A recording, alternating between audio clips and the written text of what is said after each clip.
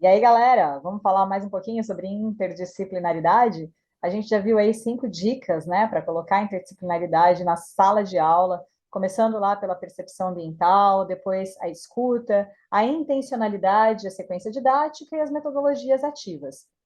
Todos esses tópicos aí, a sequência didática, nesse momento, vai ser o assunto do vídeo. Vamos lá?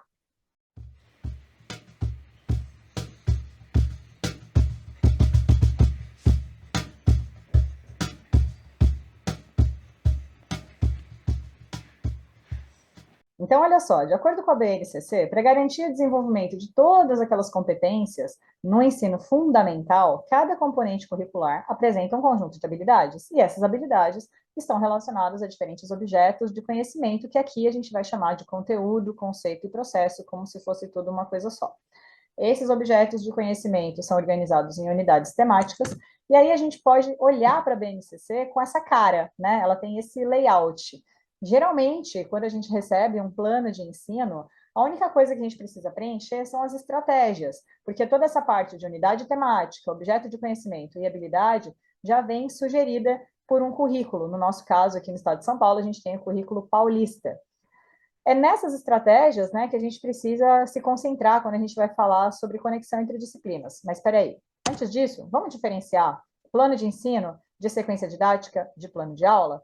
Porque plano de ensino é esse layout aí que eu acabei de mostrar para vocês, mais as estratégias, ou seja, como é que eu vou colocar em prática, como é que eu vou desenvolver essas habilidades no meu aluno. A sequência didática seria como se a gente estivesse trabalhando a unidade temática. Então, ela precisa ter um começo, um meio e um fim, explicando como, né, que essas estratégias vão ser colocadas em prática. O plano de aula já é aquela organização que a gente tem para apenas uma aula, ou seja, dentro de uma sequência didática, a gente pode ter várias aulas, e dentro de um plano de ensino, a gente tem várias sequências didáticas. Muito importante a gente diferenciar aqui a multidisciplinaridade da interdisciplinaridade. Não existe uma regra, nem um modelo que possa ser implantado em todas as escolas de todo o país, mas algumas dicas são importantes da gente ficar atento. Por exemplo, é muito mais fácil a gente multidisciplinarizar com as estratégias do que interdisciplinarizar com as estratégias. Às vezes vem um tema até, sei lá, do governo federal, estadual ou municipal. Precisa trabalhar a questão da água. E aí todo mundo vai falar de água. Ah, olha, isso é interdisciplinar. Nem sempre.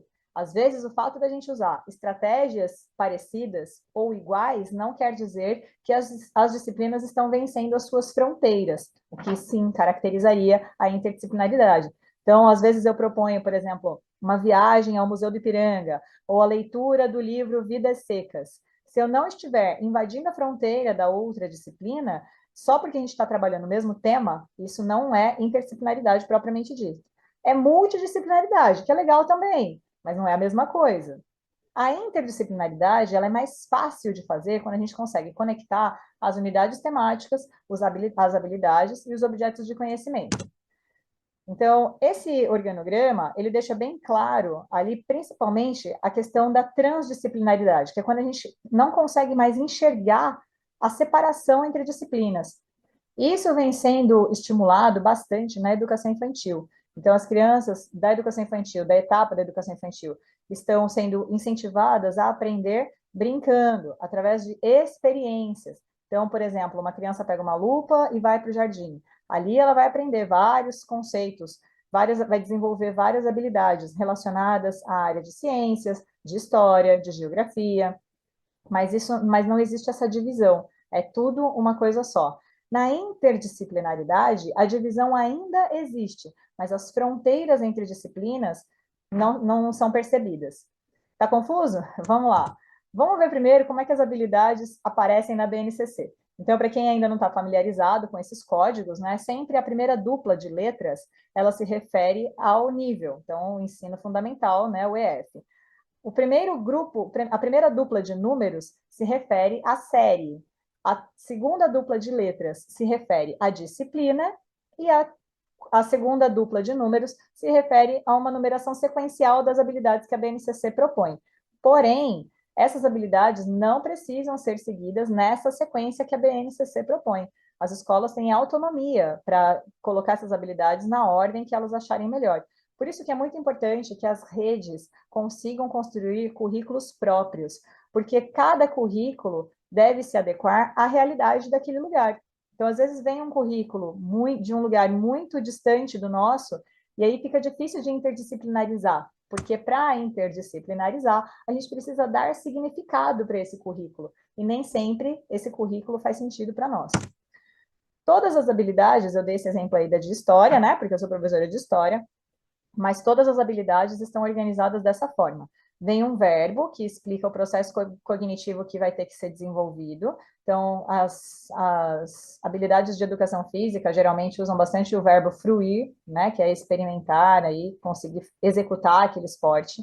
Depois vem um complemento que, na verdade, explicita o objeto de conhecimento, então, do que eu vou falar naquela habilidade, e o modificador, que é o que contextualiza essa habilidade. Então, eu posso falar de escravidão no mundo antigo, mas eu também posso falar de escravidão no mundo moderno, no mundo contemporâneo. A BNCC, ela me dá essa liberdade de atualizar esse contexto de acordo com o meu diagnóstico ali dos meus alunos. Então, resumindo, né, a habilidade, ela é a aplicação de um objeto dentro de um contexto. Então, como é que a gente faz para interdisciplinarizar a partir da habilidade?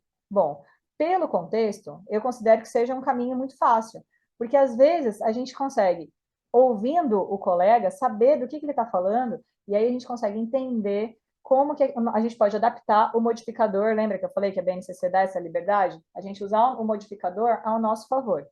Por exemplo, tem uma habilidade de educação física na qual eles devem trabalhar lutas no mundo. Então, ao invés de ele trabalhar o karatê, ele pode trabalhar o Krav Maga, que se desenvolveu lá em Israel. E eu, justo nessa mesma época, precisava estar explicando a questão da Palestina nas aulas de história. Então, a gente vai usar o mesmo contexto. O professor de educação física, ele poderia ter escolhido qualquer luta, mas ao ouvir que eu iria trabalhar o contexto da questão da Palestina, ele escolheu o Krav Maga. E aí a gente conseguiu interdisciplinarizar a partir do contexto dessas duas habilidades. Quais são essas duas habilidades? São essas daí, ó. A EF 018 de Educação Física e a HI 010 de História. Então, às vezes a gente olha para esse documento da BNCC com todas essas habilidades descritas e parece que é impossível interdisciplinarizar, porque é tudo tão específico, né? São palavras que são tão alheias à nossa área, e aí a importância do diálogo, da gente ouvir daquele especialista, daquele professor, colega, o que é aquilo, o que ele vai explicar, como que ele desenvolve isso com os alunos. Então, aqui a gente tem um exemplo, né, de como a gente fez essa interdisciplinaridade. A gente propôs um texto na qual vem a história do Krav Maga e depois da leitura do texto, o aluno tinha que acessar as habilidades desenvolvidas nas aulas de história para dizer em que contexto o Estado de Israel foi criado. Então, a gente conseguiu acessar o mesmo contexto em disciplinas bastante diferentes, como História e Educação Física. Uma outra maneira de interdisciplinarizar é a partir do objeto de conhecimento. E o que é o objeto de conhecimento? Então, lá na introdução, a gente viu que o objeto de conhecimento, ele não é só o conteúdo. Ele é o conteúdo, mais um conceito e mais o processo. Então, quando eu vou explicar, por exemplo, o conteúdo Segunda Guerra, hoje, com a BNCC, eu posso trabalhar o conceito de direitos humanos e o processo de aplicação, de implementação desses direitos humanos no mundo todo. Eu não preciso mais focar nas datas, nos nomes, nas táticas de guerra, eu consigo ampliar essa aula. E essa ampliação, ela é muito favorecida quando eu consigo combinar isso com algum colega de outra área, não é? Então, aqui eu trouxe um exemplo de interdisciplinaridade a partir do conceito de um objeto de conhecimento com matemática. O professor de matemática, ele tinha que explicar ordenação de números naturais para o sexto ano, e eu tinha que explicar a questão do tempo. Eles precisavam entender que antes de Cristo, a gente conta as datas de maneira decrescente e depois de Cristo de maneira crescente. Então, a gente se encontrou aí no conceito de reta numérica. Eu usei esse conceito nas minhas aulas para explicar a linha do tempo, e o professor de matemática usou o conceito de linha do tempo nas aulas dele para explicar a ordenação dos números naturais. A gente usou essas duas habilidades aí, então, de matemática para sexto ano a 01 e de história para sexto ano a 01A, que está dentro do currículo paulista. Um exemplo de como a gente fez isso, a gente colocou uma reta numérica para eles analisarem o que aconteceu primeiro, 4 antes de Cristo ou 10 antes de Cristo. Então, eles tiveram que acessar desenvolver duas habilidades para resolver um problema único que estava unido pelo conceito dentro de um objeto de conhecimento. Uma outra maneira de interdisciplinarizar é a partir do processo do objeto de conhecimento. Então, o exemplo que eu trouxe aqui é que a professora de arte, ela precisava analisar os aspectos históricos e sociais da produção artística, e eu precisava que os alunos identificassem as características do Renascimento e do humanismo. Então, a gente se encontrou num processo que é muito inerente a essas habilidades, que é a problematização das narrativas eurocêntricas. A professora de arte sugeriu, então, a utilização da obra da artista Harmonia Rosales. E aí, juntas, a gente conseguiu fazer os alunos refletirem sobre essas ideias eurocêntricas que são implantadas na gente de maneira, às vezes, involuntária. Então, é muito importante que a gente consiga colocar intencionalidade nessas práticas didáticas interdisciplinares, justamente para que as competências socioemocionais, como, por exemplo, essa aí da empatia, do conhecimento do outro, de deixar os preconceitos de gênero e demais preconceitos, no sentido de que o aluno consiga perceber naquelas habilidades tudo o que ele pode desenvolver, uma coisa prática para o dia a dia. As sequências didáticas, elas precisam ter essas etapas. Elas não precisam ter esses nomes e nem só essas 4 fases. Então, às vezes, dentro dessa primeira fase, por exemplo, que aqui eu chamei de diagnóstico, mas a gente também pode chamar de escuta, a gente pode chamar de percepção ambiental, ou, como eu sugeri no outro vídeo, a percepção ambiental pode ser uma fase anterior à da escuta, e podem ser fases distintas. Tem um material do Currículo Paulista que chama essa primeira fase de sensibilização. Essa primeira fase é o contato da gente com o que o aluno já sabe sobre aquele assunto que a gente vai trabalhar. Num segundo momento, que aqui eu estou chamando de exploração, é importante que o aluno tenha contato com uma coisa que ele ainda não sabe. Então, nesse momento, a atitude interdisciplinar ela é fundamental.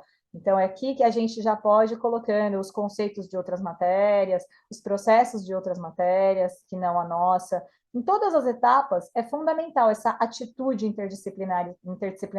Eu não preciso de um projeto, eu não preciso parar de falar do meu assunto para participar de um projeto porque mandaram interdisciplinarizar. A atitude interdisciplinar, ela pode aparecer dentro de nós a partir do diálogo com os colegas. À medida que a gente vai conversando e sabendo o assunto dos demais, a gente vai inserindo aquilo dentro dessa fase de exploração.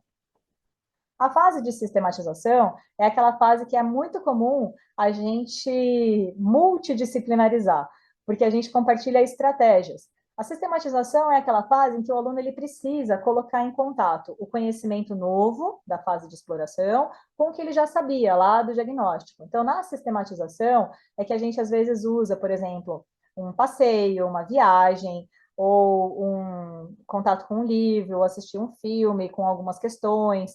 Então, é bem esse momento da multidisciplinaridade mesmo. Às vezes a gente não empresta diretamente, a gente não invade a fronteira da outra disciplina, da outra habilidade de outra disciplina. A avaliação é o momento em que o aluno vai aplicar todo esse conhecimento construído nas fases anteriores.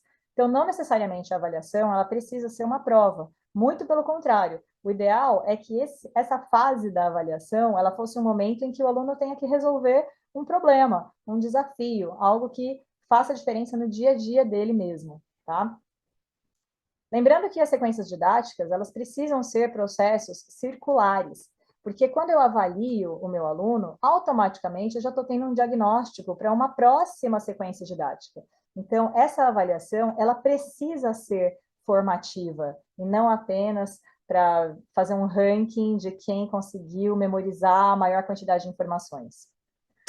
Dentro de tudo isso que eu falei, o diálogo é o fundamental. A gente precisa aprender com os colegas sobre as disciplinas e habilidades dos colegas para depois a gente interdisciplinarizar. Sem esse diálogo, fica muito difícil a gente descobrir o que é componente pedológico, ou elemento constitutivo, ou dependência unívoca. Não é só ler o plano de ensino dos demais, é ouvir. Como é que ele faz para ensinar os alunos sobre isso? O que é isso mesmo? Eu já aprendi há tanto tempo, nem lembro mais. Diálogo, sem dúvida, é a base de qualquer projeto ou qualquer atitude interdisciplinarizada. Então, vamos conversar. Até mais.